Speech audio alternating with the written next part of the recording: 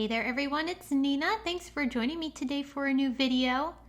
I want to show you a project that I made using the brand new products from Pinkfresh Studios. This is their Be Fearless collection, and I thought it would be fun to show you a way to be able to step up your stenciling over top of a stamped image. It's really popular right now to be able to have a suite of products that includes stamps, dies, and stencils that all work together, and the stencils oftentimes color in your stamped images. And as always, we all reach for our beautiful inks to be able to ink blend over top of those individual images. But what if you added a little bit of extra pizzazz? So I want to show you that today, and I'm going to use these new products that you see here. This is the Be Fearless stamp set, the coordinating dies, and also the stencils that color everything in. This is a really great stamp set. What's also nice about this is that the stamps and the dies are one big cluster, so you stamp and also die cut the individual pieces all at once, which saves you a lot of time, and this would actually be a great stamp set to use to make a lot of different pieces at once. So I'm going to put the stamp into my mini Misty, and I'm going to use our Simon Says Stamp Intense Black ink to ink up that image and then stamp it down onto some white cardstock.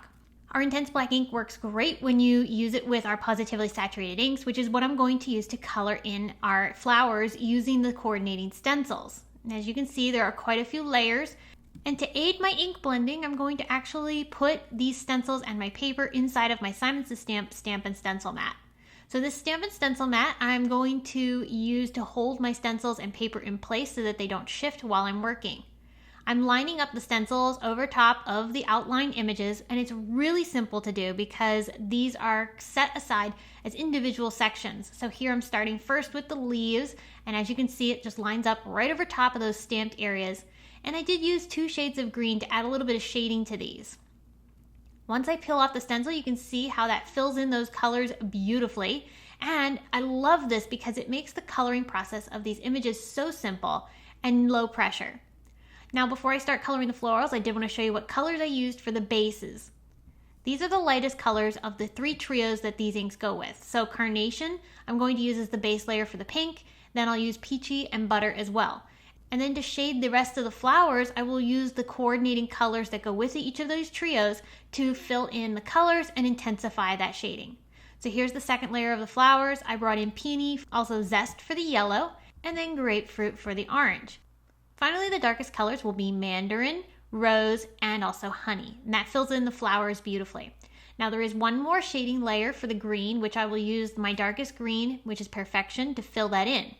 But I want to accent that section of the ink blending. So after I took the stencil off and I cleaned it, I repositioned it over top of my stenciling, and now I'm going to bring in some paste. This is a transparent paste from Ranger called Moon Dust. It's a really beautiful clear shimmer paste.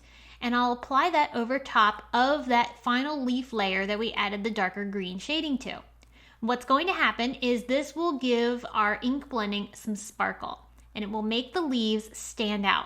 So here it is once it's dry, and I just love how that accentuates the ink blending. It makes these leaves beautiful, and it adds a little bit of pizzazz that would have otherwise not occurred had you just ink blended these pieces. So it's a great way to add some interest to your stenciling over top of your stamped images.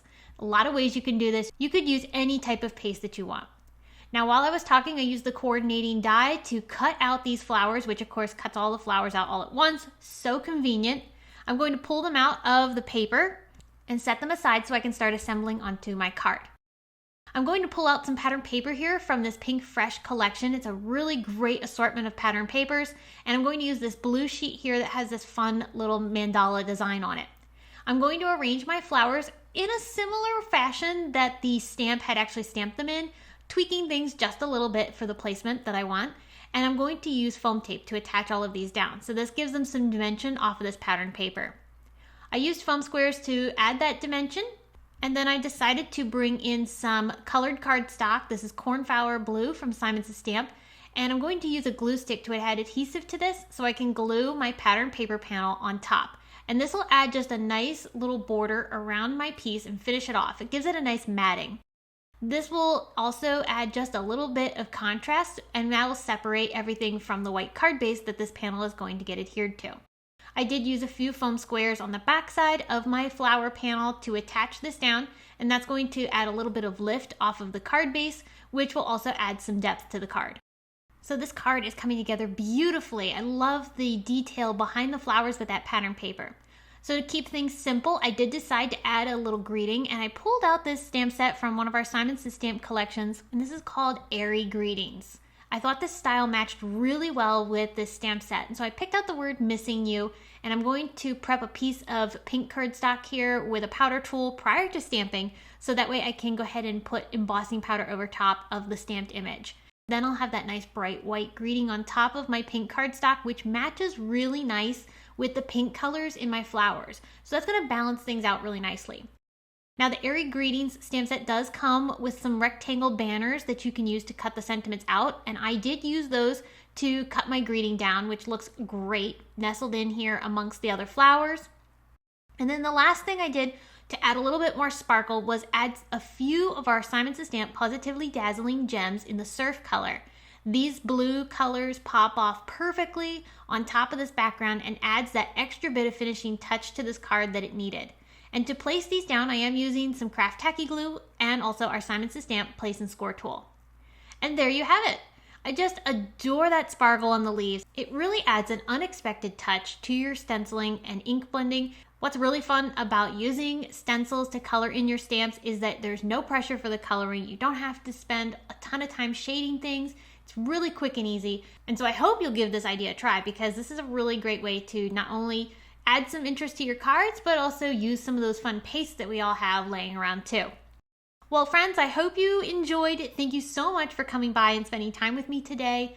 If you have any questions, please leave them in the comment section below, and don't forget to check out the products down below or on our blog to find out more details about the things that I used today to create this project. I will see you again soon, but until then, have a fabulous day.